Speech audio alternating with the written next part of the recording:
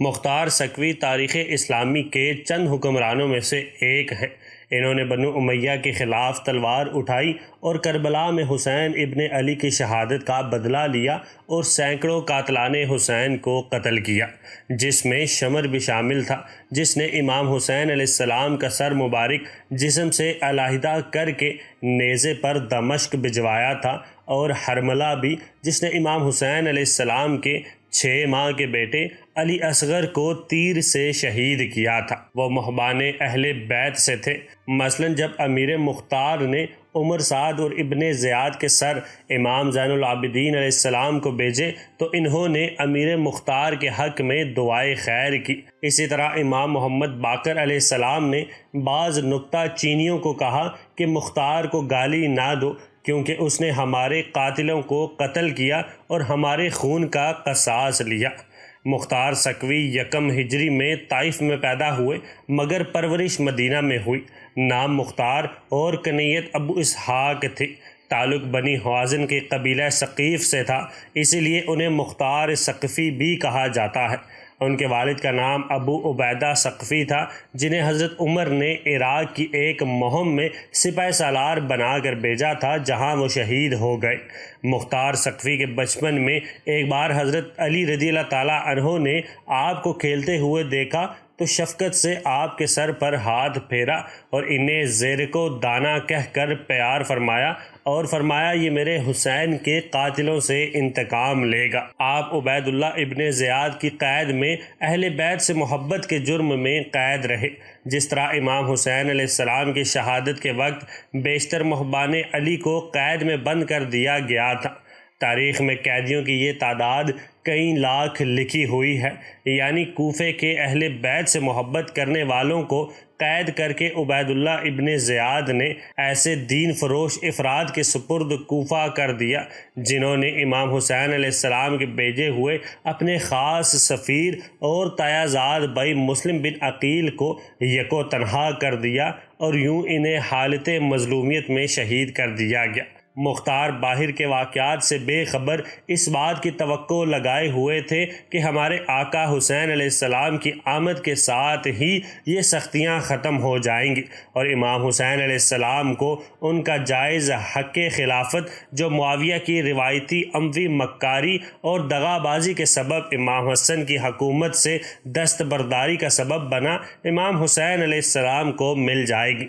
مگر جب امیر مختار کو امام حسین رضی اللہ تعالیٰ عنہ کے عالم مظلومیت میں شہید ہونے کی خبر ملی، پھر آپ کی رگوں میں خون کی طرح دوڑتی اہل بیت سے محبت نے آپ کو مجبور کیا کہ قاتلوں کے ناپاک وجود سے زمین کو پاک کر دیں۔ ابن زیاد خواہش کے باوجود ممکنہ سیاسی و دیگر وجوہات کی بنا پر انہیں قتل نہ کروا سکا۔ مختار سکفی عبداللہ بن عمر کی بہن کے شوہر تھے، اور ان کی اپنی بہن کی شادی حضرت عبداللہ بن عمر کے ساتھ ہوئی تھی۔ قید سے رہا ہونے اور واقعات کربلا سے آگاہی کے بعد امیر مختار نے قسم کھائی کہ قاتلان شہدائے کربلا کا بدلہ لیں گے۔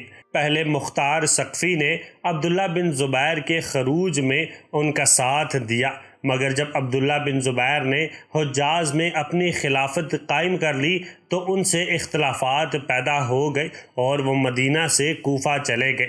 وہاں اپنی تحریک کو منظم کیا اور 685 میں خروج کیا۔ اس وقت ان کے ساتھ ابراہیم بن مالک اشتر بھی مل گئے، جو ایک مشہور جنگجو تھے اور ان کے پاس اپنی کچھ فوج بھی تھی۔ انہوں نے بصرہ اور کوفہ میں جنگ کی اور بے شمار قاتلان شہدائے کربلا سے بدلہ لیا، جن میں عمر بن سعد، حرملہ، شمر، ابن زیاد، سنان بن انس وغیرہ شامل تھے۔ ابن زیاد کا سر کاٹ کر امام زین العابدین کی خدمت میں بھجوایا گیا، جسے دیکھ کر انہوں نے اہل بیت کو سوگ ختم کرنے کا کہا۔ جناب مختار ائمہ معصومین علیہ السلام کی نظر میں حضرت امام جعفر صادق علیہ السلام نے فرمایا، جب تک مختار نے امام حسین علیہ السلام کے قاتلوں کا سر نہیں بھیجا، بنی ہاشم کی کسی خاتون نے سر میں کنگھی اور خضاب نہیں لگایا۔ آیت اللہ العظمی سید ابو القاسم خوی نے اس روایت کو صحیح بتایا ہے۔ حضرت امام محمد باقر علیہ السلام نے فرمایا، مختار کو برا نہ کہو، انہوں نے ہمارے قاتلوں کو قتل کیا اور ان سے انتقام لیا، سخت حالات میں ہماری مدد اور بیوہ خواتین کی کفالت کی۔